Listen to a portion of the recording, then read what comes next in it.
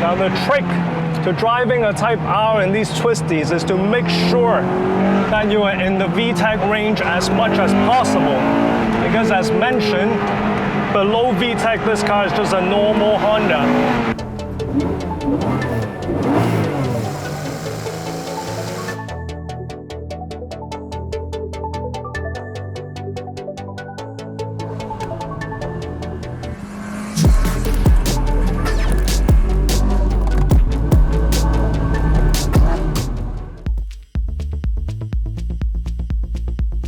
Hello and welcome to a brand new episode of Instacar HK. Today we're not only reviewing, but we're also revealing my latest acquisition.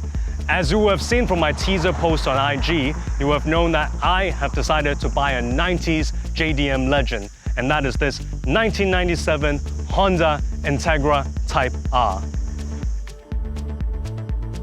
The Type R category actually started with Honda's top-of-the-line model, the NSX. In the early 90s, Honda released the NSX-R, which is a lightweight, focused version of the NSX to celebrate the company's Formula One success.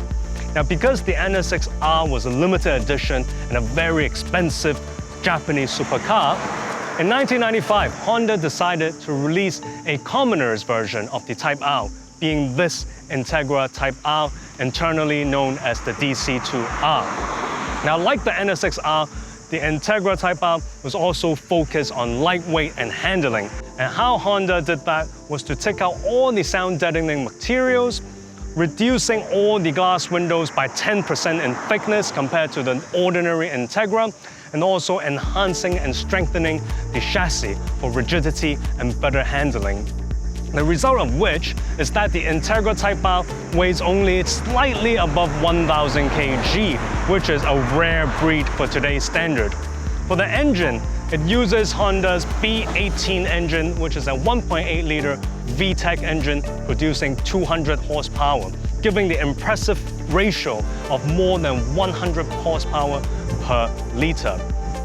As a result of all this, the Honda Integra is always known and appreciated and recognized as one of, if not the best, front-wheel drive car ever made in history.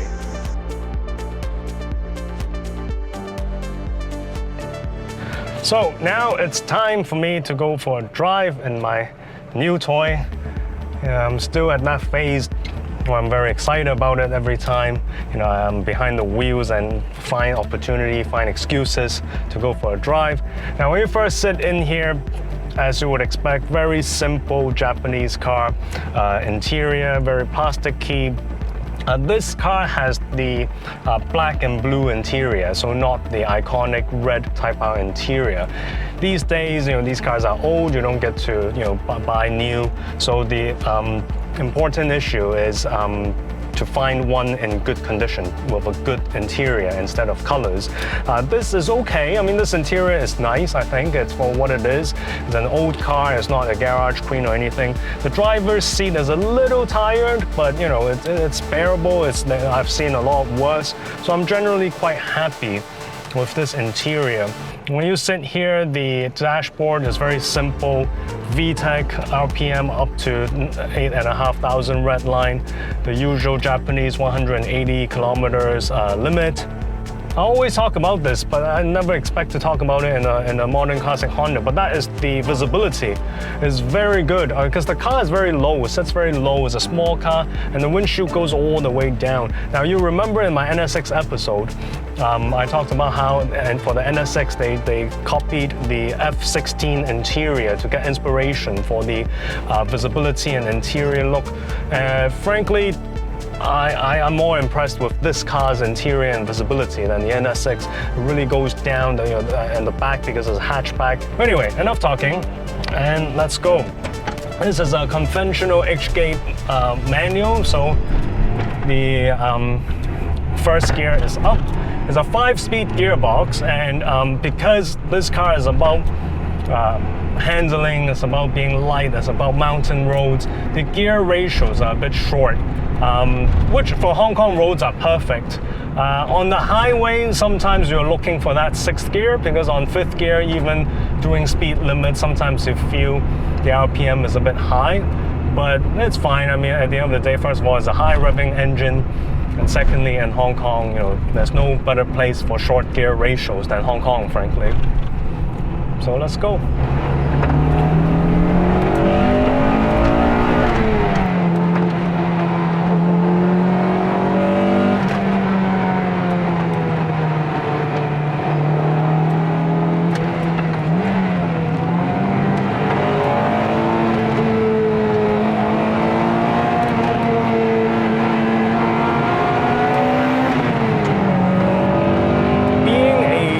Japanese car, of course, the transmission is very good. The clutch is light and easy to use.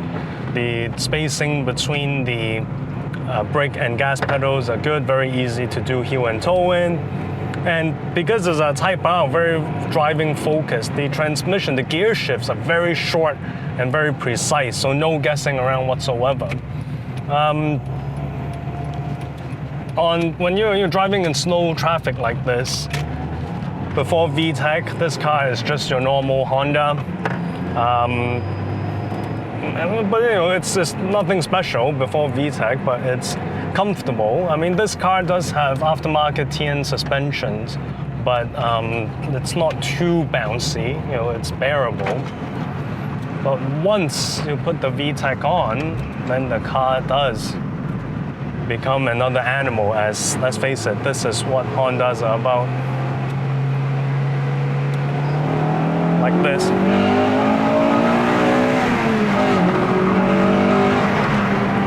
If you guys hear that, when it changes over from the normal camshaft to the VTEC camshaft, which is what the whole VTEC is about, variable timing, the car changes sound. It's like a different engine. It's like an on-off button. It's like normal, and then once you get to 6,000 RPM, it's like bang, it just changes. It's an on-off button feel. And this, I can attest that is really only limited to older VTEC engines, VTEC Hondas like this one, because I've had a Civic FD2 Type R before, and that uses the newer K20AI VTEC engine. And while that also has a very powerful VTEC, more powerful than this one certainly, the transition from the normal camshaft to the faster camshaft is a lot more linear. So you don't hear as dramatic of a change in engine note nor a change in performance. So, which is also why these older B18, B16 engine Type Rs are more popular now, because people are looking for that old school transition feel that only these cars have, and which the new ones don't. Okay, now that there are some clear roads ahead, let's see what the Type R has got.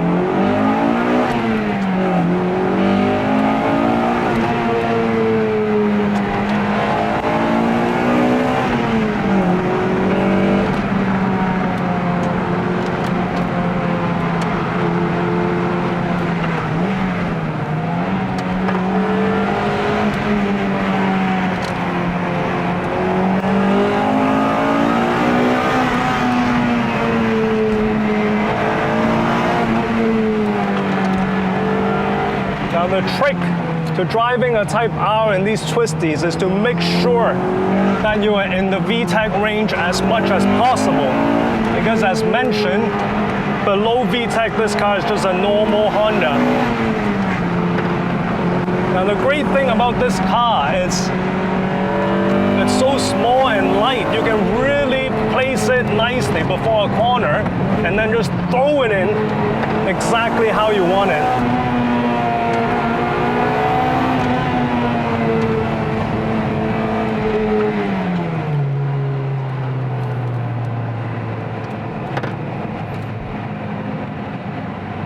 Okay, that was short, but nevertheless, I hope you guys were able to see how it's like in its full anger that this car has. As you will have heard just now, the car, you really rev it high up, 8,000, 9,000 RPM in these sort of twisty conditions. The car sounds like it's really suffering and it's, you're really grabbing it by the neck. But that is what Honda Type R's VTECs are made for. That is how they like it. That is how you drive it fast. You can't feel sorry for it. You can't feel, the car sounds a bit, suffering. That's why I don't do VTEC. No way, you're wasting the car if you do that. So you really just have to grab it by the neck and throw it around corner after corner. But I think the summary of why this is such a legendary car is because the fun factor, as mentioned, is so small and it's so light. You throw it around corners. Now, you may not be doing really fast speeds. There are much faster JDM cars out there, including GTR, STI, Evolution. But that's not what this car is about. This car is about the fun factor. Pulling it all the way to 9,000 RPM, brake a bit, go to second gear, position the car where you want it, and then throw it into the corner. Give it full throttle mid-corner end because it's a front-wheel drive. It really has grip, and then you get off the corner. Now, another thing why I particularly like Hondas is because while for STIs and Evolutions, they are very capable cars, much quicker than a DC2 Type R, frankly.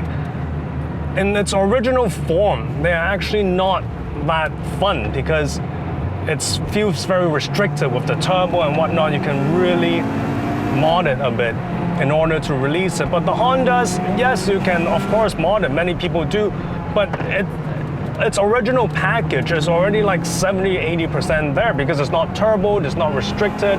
You don't have to.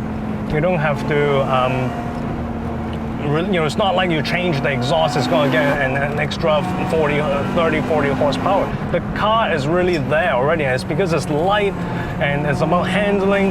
The car has already got so much enhancement from the factory. It's a very, very capable car right out of the factory. I hope you all enjoyed today's episode as much as I am enjoying my new car. If you did, please give us a like and subscribe. Please also remember to click the bell button next to the subscribe button so you know when our next video is coming out, which will be soon. Thank you.